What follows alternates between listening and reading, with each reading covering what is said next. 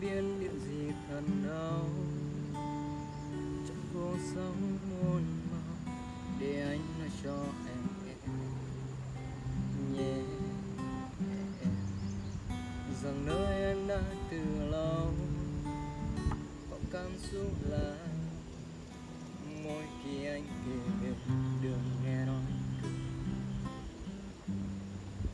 mình đã biết nhau từ lâu, nên em chẳng nói ra hết những lời này, sợ em đi mất.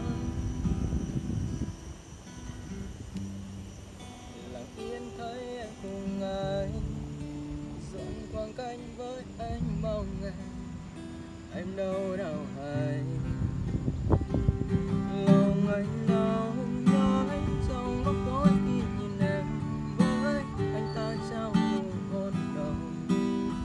Anh nhớ gì em hay anh có vì anh cố chấp nên cố gắng theo tình yêu ấy, nên hôm nay anh đành chấp nhận rời xa kỷ niệm.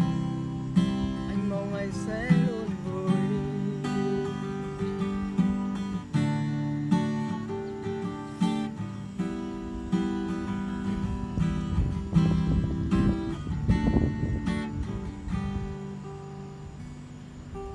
Này em nói ra hết lời yêu anh giữ trong lòng, chẳng phải để liêu tay người, chỉ để giải thoát cho anh một trái tim đầy cô đơn.